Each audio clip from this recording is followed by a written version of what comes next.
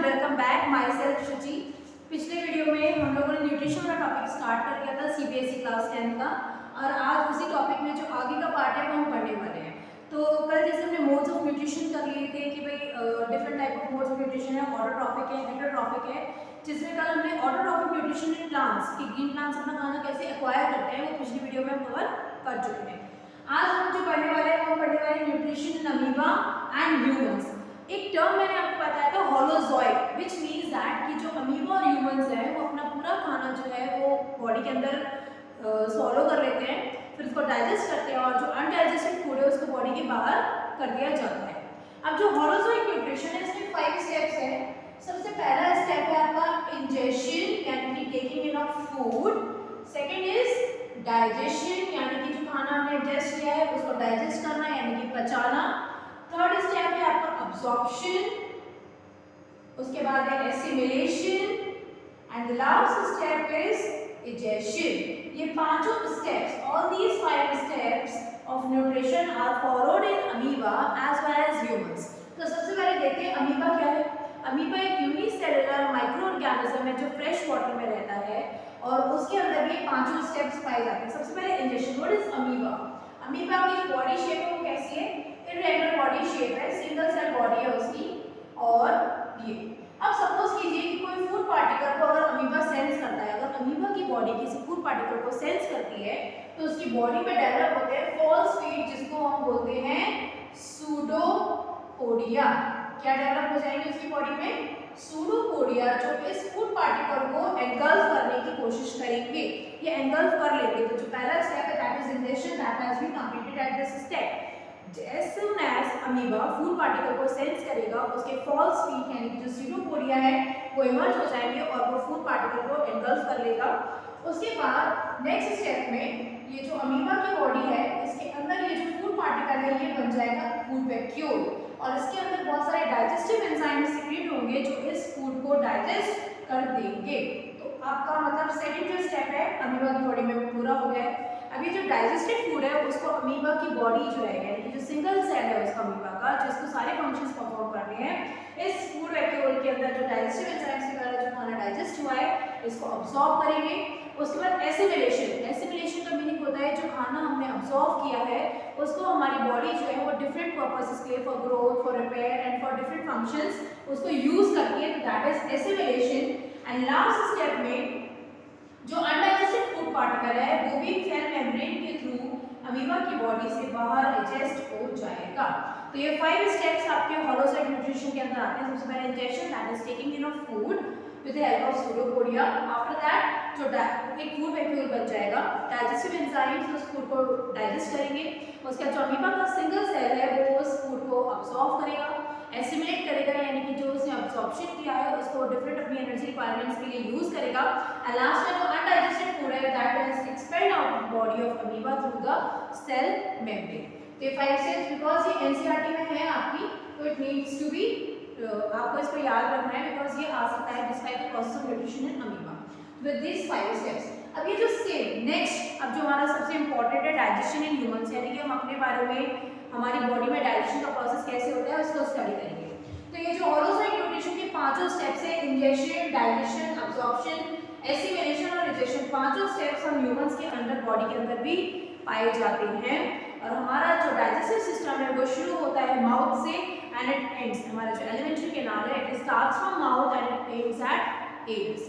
सबसे पहले एक फ्लो चार्ट के फॉर्म में मैं आपको बता रही हूँ ताकि आपके लिए इसको मेमोराइज करना बहुत आसान हो जाएगा। अगर आप इसको टिप बाय टिप ऐसे कर लोगे, इसको प्लीज नोट डाउन भी कर सकते हो ताकि आप इजीली इस प्रोसेस को याद रख सकते हो।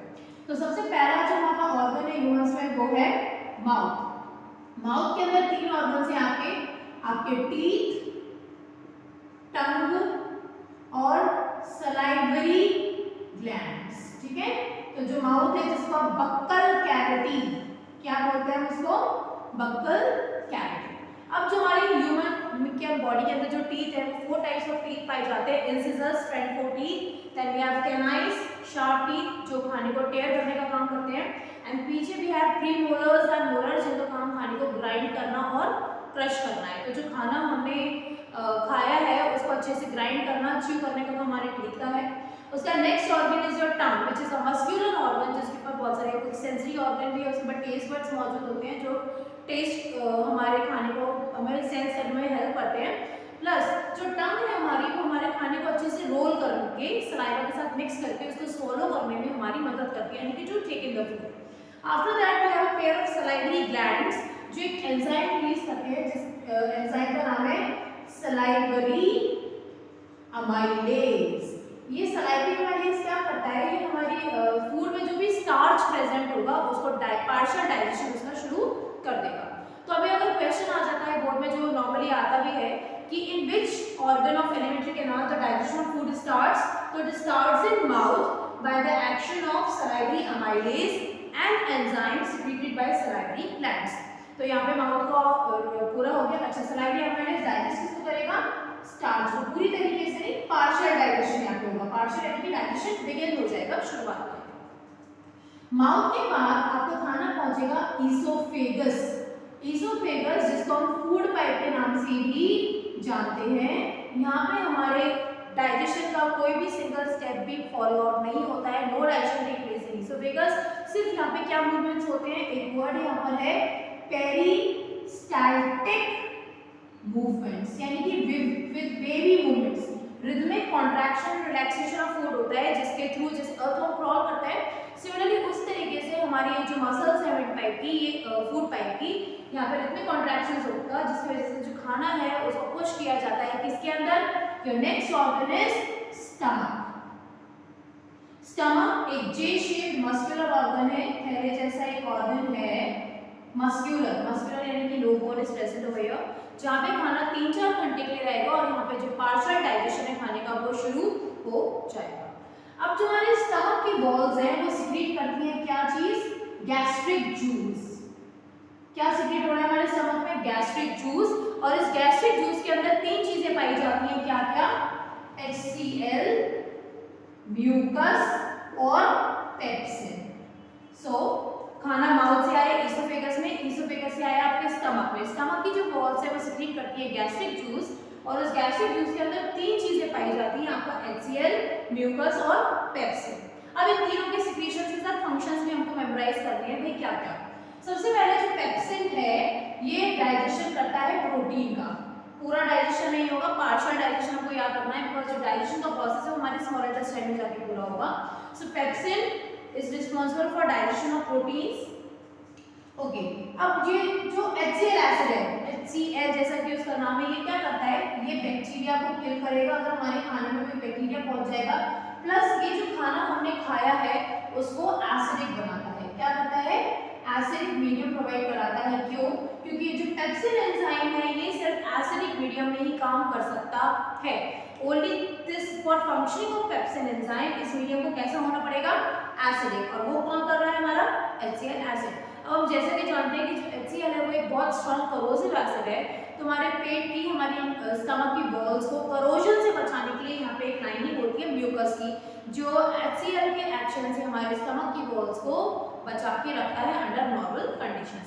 तो नॉर्मली आपने देखा है जब हम बहुत ज़्यादा स्पाइसी या ऑयली फूड खा लेते हैं तो हमें ऐसा लगता है that we are having some acidity problem. क्यों, क्योंकि उस टाइम पे उस खाने को डाइजेस्ट करने के लिए उतना ही ज़्यादा HCl एसिड हमारी बॉडी सीक्रेट करती है, जिसकी वजह से हमको जो एसिडिटी वाला पेन है वो फील होता है। ओके, अब यहाँ पे जो स्टमक है इसमें जो खाना है वो आपका 3 से 4 घंटे पड़ा रहेगा, 3 to 4 आवर्स अच्छे से चर्न हो जाएगा खाना, चर्न यानी कि जो स्टमक की जो वॉल्स हैं इस खाने को अच्छे से मिक्सअप कर देंगी with HCl, mucus and pepsin, हमारे गैस्ट्रिक जूसेस के बाद। अब स्टमक के बाद जो नेक्स्ट ऑर्गन है वो है आपका स्मॉल इंटेस्टाइन। अच्छा, स्टमक और स्मॉल इंटेस्टाइन के बीच में एक स्फिंक्टर मसल है, कौन सी मसल है, स्फिंक्टर मसल, जो धीरे धीरे खाने को रिलीज करती है।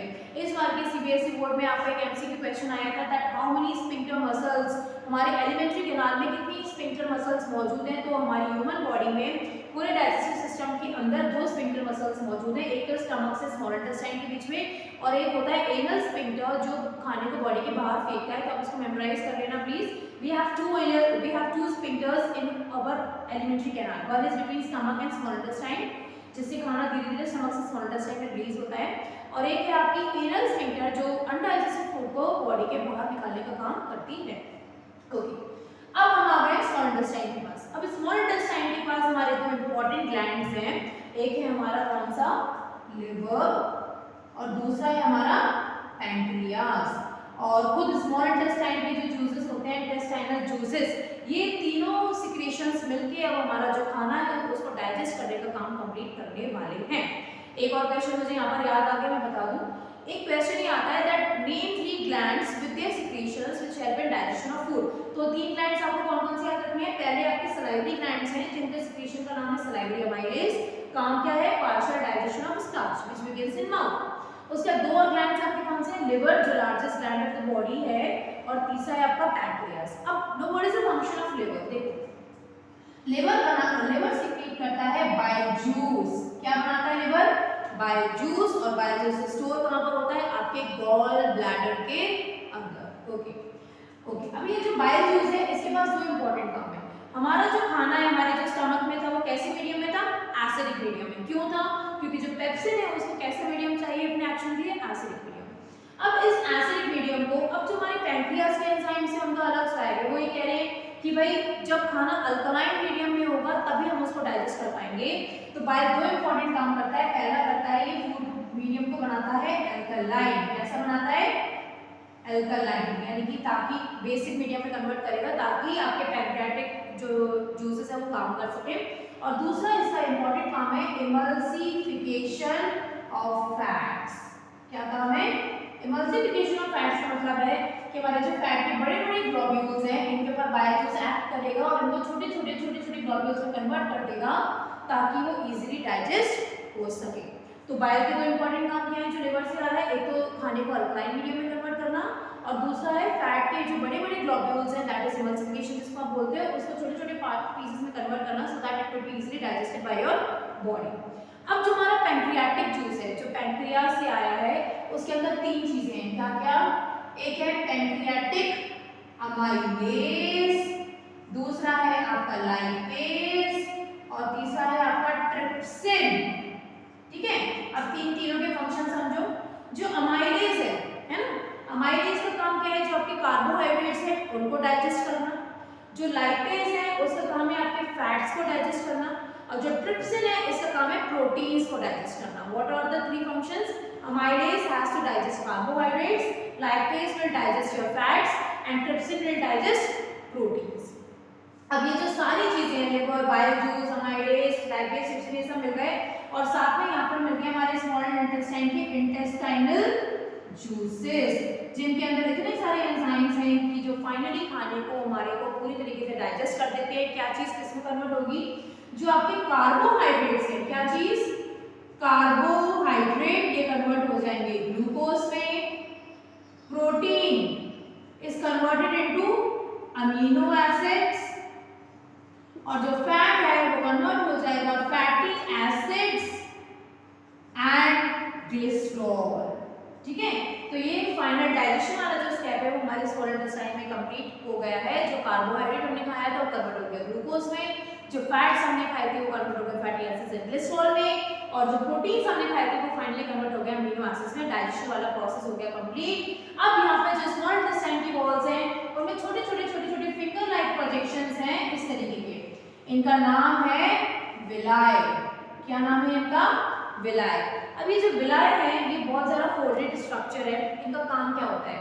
ये सरफेस एरिया को इंक्रीज करते हैं ताकि स्मॉल इंटेस्टाइन आसानी से खाने को अब्सॉर्ब कर सके। प्लस इनमें रिच सप्लाई है ब्लड वेसल्स की। किसकी सप्लाई है? ब्लड वेसल्स की। आप जानते हो आपकी बॉडी में जो ट्रांसपोर्टेशन वाला काम है वो किसका है? हमारे ब्लड का ही है। कोई भी चीज, न्यूट्रिएंट्स हैं, वेस्ट है, ऑक्सीजन है, कार्बन डाइऑक्साइड है, सब चीजों को इधर से उधर जो पहुंचाने का काम कर रहा है वो ब्लड ही कर रहा है। तो यहाँ पे जो ब्लड वेसल्स हैं ये क्या करेंगे? जो खाना आपने डाइजेस्ट किया है, ये सारी चीजें जो डाइजेस्ट हुई हैं उसको डिफरेंट बॉडी ऑर्गन्स तक पहुंचाने का काम हमारे ये ब्लड का ही है, और अब्सॉर्प्शन वाला काम कर लिया है हमारे विलाई ने। अगर ये पूछा जाए नेम द ऑर्गन प्रेजेंट या name the unit present in small intestine which increases its efficiency for absorption of food, so your answer has to be the finger like projections called as villi. तो आप देख रहे होंगे injection यानी कि mouth से जो हमने खाना लिया that was the first step injection. फिर यहाँ से जो पूरा स्टेप है हमारा स्मॉल इंटेस्टाइन और स्टमक के अंदर हमारा डाइजेशन चल रहा है। अब्सॉर्प्शन वाला पार्ट भी आपका स्मॉल इंटेस्टाइन में आके कंप्लीट हो चुका है। Now fourth step is your assimilation. Assimilation का मतलब ये है कि जो ब्लड आपका जो खाना कैरी करके लेकर जाएगा सारे ऑर्गन्स के पास। अब हमारी बॉडी को खाने की जरूरत, हम खाना क्यों खाते हैं? फॉर एनर्जी ना, to do different types of work, for growth, for repair of all worn out tissues and all those things। तो ये है हमारा एसिमिलेशन, यानी कि जो खाना हमने अब्सॉर्ब किया है उसको हमारी बॉडी डिफरेंट पर्पसेस के लिए उनको यूज करती है। ओके नेक्स्ट, अब जो भी डाइजेशन हो गया, व्हाटएवर जो डाइजेस्ट होना था, अब्सॉर्ब होना था, एसिमिलेट होना था, वो बॉडी कर चुकी है। अब जो स्मॉल इंटेस्टाइन के बाद अब जो अनडाइजेस्टेड फूड है वो कहाँ पर पहुंचेगा? लार्ज इंटेस्टाइन के अंदर। अब लार्ज इंटेस्टाइन के अंदर भी बहुत सारे विलायक मौजूद हैं, तो जो अनडाइजेस्टेड फूड है उसमें जितना भी अगर जो वो वाटर कंटेंट है तो उसको जो लार्ज इंटेस्टाइन की विलायक है वो अब्सॉर्ब कर लेंगी, और जो फूड है वो कुछ अनडाइजेस्टेड जो पार्टिकल, जिसको आप कह सकते हो अनडाइजेस्टेड जो भी बचा हुआ है वो सेमी सॉलिड टाइप हो जाएगा and which is finally egested out, यानी कि इजेशन लास्ट स्टेप वो आपकी बॉडी से एडजस्ट हो जाएगा through anus via anal sphincter. तो this is the process of nutrition in humans. Now one more question is striking me. मैंने यहाँ पे बोला था कि जो लिवर है वो बाइल जूस बनाता है और स्टोर होता है गॉल ब्लैडर में। नॉर्मली हम सुनते हैं, अगर ये क्वेश्चन आपके बोर्ड में आ जाए, आ भी चुका है कई बार, कि भाई अगर किसी इंसान का सर्जरी के थ्रू गॉल ब्लैडर निकाल दिया जाए तो उसको क्या प्रिकॉशंस अपने खाने में लेने हैं। देखो बाइल का काम क्या है? Emulsification of fats. तो अगर किसी इंसान का गॉल ब्लैडर निकाल दिया गया है तो उसको बहुत ज़्यादा तला भुना फैट्स वाला खाना नहीं खाना है, क्योंकि इसकी बॉडी में एक्स्ट्रा बाइल जूस नहीं है जो उसको डाइजेस्ट करने में मदद कर सके। तो he has to avoid extra fats in his diet, है ना। तो ये आपको मेमोराइज रखना है। प्लस मैंने आपको ग्लैंड्स बता दिए, सलाइवरी ग्लैंड्स, लिवर और पैनक्रियाज। फिर आपको दो स्फिंक्टर्स वाला मैंने आंसर बताया था कि भाई दो स्फिंक्टर्स मौजूद है पूरे एलिमेंट्री कैनाल में, एक है आपका स्टमक और स्मॉल इंटेस्टाइन के बीच में, और एक है लार्ज इंटेस्टाइन के बाहर जो बॉडी के थ्रू खाना जा रहा है एनस के थ्रू, एनल स्फिंक्टर। तो पूरी एलिमेंट्री कैनाल में दो स्फिंक्टर्स मौजूद है जहाँ से खाना बाहर जाता है। अब इसको फटाफट से फ्लो चार्ट पे रीड कर रही हूँ, इसको नोट कर लेना because it will be very simple for you to learn, ठीक है। तो सबसे पहला step injection through mouth, mouth को बकल कैविटी भी कह रहे हो। वहाँ पे तीन चीजें आपके टीथ, चार तरीके की टीथ है हमारे। टंग एक मस्कुलर ऑर्गन है, प्लस हमारा सेंसरी ऑर्गन नहीं है जो खाने को सलाइवा के साथ मिक्स कर रहा है। फिर हमारे सलाइवरी ग्लैंड्स हैं जो सलाइवरी अमाइलेज और सलाइवा सिक्रेट करते हैं। सलाइवरी अमाइलेज जो है वहाँ उसकी वजह से हमारा जो डाइजेशन है स्टार्च को बिगनिंग हो जाती है माउथ में। उसके खाना आपका आ रहा है ईसोफेगस, जिसको आप फूड पाइप के नाम से जानते हो। यहाँ पे पेरिस्टाल्टिक्स यानी कि वेव लाइक रिदमिक कॉन्ट्रैक्शन वाले मूवमेंट से जो खाने को पुश करते हैं और भेज देते हैं हमारे स्टमक में। स्टमक हमारा जे शेप मस्कुलर ऑर्गन है जिसकी वॉल्स में से गैस्ट्रिक जूस निकलता है, और गैस्ट्रिक जूस के अंदर तीन चीजें पाई जाती हैं आपका HCl, म्यूकस और पेप्सिन।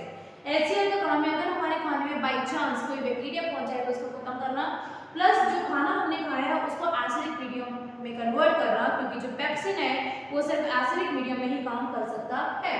म्यूकस का काम है नॉर्मली HCl के इफेक्ट से हमारे स्टमक की वॉल्स को बचाना, यानी कि उसको करोजन से करोड होने से रोकना, और जो पेप्सिन है हमारा उसका काम है प्रोटीन को डाइजेस्ट करना शुरू करना, यानी कि पार्शियल डाइजेशन। 3-4 घंटे तक जो है खाना स्टमक में रहता है, अच्छे से चर्न हो जाएगा, गैस्ट्रिक जूसेस के साथ मिक्स हो जाएगा। फिर एक स्फिंक्टर के थ्रू खाना आएगा स्मॉल इंटेस्टाइन में। स्मॉल इंटेस्टाइन के पास हमारे दो बड़े ग्लैंड्स हैं, लिवर और पैनक्रियाज, इनके जूसेस यानी कि इनके सिक्रीशंस आते हैं, और स्मॉल इंटेस्टाइन में जो खाना है उसका डाइजेशन होता है कंप्लीट। लिवर जो है वो बनाना है आपका बाइल जूस। बाइल जूस के दो इंपॉर्टेंट फंक्शंस बताए गए, एक तो जो एसिडिक खाना आया है मीडियम में जो आया है उसको एल्कलाइन मीडियम में कन्वर्ट करना, और दूसरा इंपॉर्टेंट काम है इमल्सिफिकेशन ऑफ फैट्स, यानी कि जो फैट के बड़े बड़े जो बहुत सारे ग्लोब्यूल्स हैं इनको छोटे छोटे ग्लोब्यूल्स में कन्वर्ट करना ताकि वो इजीली डाइजेस्ट किए जा सके। उसके बाद जो आपका पैंक्रियास है, पैंक्रियाटिक जूस जो है उसके अंदर तीन एंजाइम्स हैं, पैंक्रियाटिक अमाइलेज, लाइपेज और ट्रिप्सिन। पैंक्रियाटिक अमाइलेज का काम है कार्बोहाइड्रेट्स के डाइजेशन को कंप्लीट करना, लाइपेज का काम है फैट्स के डाइजेशन को कंप्लीट करना, और ट्रिप्सिन का काम है प्रोटीन के डाइजेशन को कंप्लीट करना। ये सारी चीजें बाइल जूस, पैंक्रियाटिक जूस और इंटेस्टाइनल जूसेस सब मिलके खाने के डाइजेशन को कंप्लीट करते हैं। फाइनली कार्बोहाइड्रेट कन्वर्ट होता है ग्लूकोज में, प्रोटीन कन्वर्ट होता है अमीनो एसिड्स में, और फैट कन्वर्ट हो जाते हैं फैटी एसिड्स एंड ग्लिसरॉल में। डाइजेशन हो गया, उसके बाद है आपका अब्जॉर्प्शन। मैंने कहा स्मॉल इंटेस्टाइन के पास बहुत सारे फिंगर लाइक प्रोजेक्शंस होते हैं जिनको हम विलाय बोलते हैं, जो इंक्रीज करते हैं सरफेस एरिया ताकि खाना अच्छे से अब्जॉर्ब किया जा सके बॉडी में। इन विलाय के पास बहुत ज़्यादा ब्लड वेसल का रिच सप्लाई है, और ब्लड हमारा ट्रांसपोर्ट मीडियम है जो न्यूट्रिएंट्स को कैरी करके लेके जाएगा।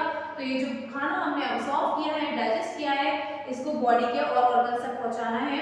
अब ये फोर्थ स्टेप है आपका एसिमिलेशन, यानी कि जो खाना हमने अब्सॉर्ब किया है, जो खाना हमने न्यूट्रिएंट्स हमने जो खाए हैं, उसको हमारी बॉडी अपने एनर्जी पर्पसेस के लिए, रिपेयर करने के लिए और बहुत सारे कामों के लिए यूज करती है, दैट इज एसिमिलेशन। फाइनली जो हमारा अनडाइजेस्टेड फूड है वो हमारे लार्ज इंटेस्टाइन के पास जाएगा, और लार्ज इंटेस्टाइन के पास भी बहुत सारे विलाई जैसी चीजें, वही विलाई मौजूद हैं जो अनडाइजेस्टेड फूड में से आपके वाटर को अब्सॉर्ब करके उसको सेमी सॉलिड मटेरियल में कन्वर्ट करके उसको बॉडी के फाइनली बाहर फेंक देंगे। आई होप डाइजेशन वाला जो प्रोसेस है वो बहुत अच्छे से आप लोगों को समझ में आ गया होगा। इसको अपने फ्लो चार्ट के तरीके से बनाओगे तो बाय हार्ट थ्योरी आपको याद करने में बहुत आसानी हो जाएगी। बस आपको डिफरेंट ऑर्गन्स, उनके सिक्रीशंस और कहाँ पे कैसे क्या चीजें उसको लोकेट करके याद करना है। आई होप थोड़ा सा हो गया है, क्लमसी हो गया, बट स्टिल आई थिंक मैंने इसको 2 बार रिपीट कर दिया ताकि वो इजीली आपके लिए कंप्लीट हो जाए। कोई भी डाउट हो तो कमेंट सेक्शन में लीव कर सकते हो, और उसके बाद जो नेक्स्ट हमारा प्रोसेस है रेस्पिरेशन, वो हम अगली वीडियो में कंटिन्यू करेंगे। तब तक अपने पढ़ाई का मैंने जैसे कि बोला सेम स्ट्रैटेजी फॉलो करनी है, रोज थोड़ा थोड़ा पढ़ना है, अपने अच्छे से नोट्स बनाने हैं और शॉर्ट नोट्स बनाने हैं ताकि हम उसको एग्जाम टाइम में बहुत अच्छे से रिवाइज कर सकें। अच्छी डाइट लो और अच्छे से कॉन्सेंट्रेट करके पढ़ाई करो, डेली सेल्फ स्टडी करो, और जो रोज पढ़ रहे हो उसको थोड़ा सा रिवाइज करोगे तो सिलेबस बहुत अच्छे से, आसानी से और बढ़िया तरीके से हो जाएगा।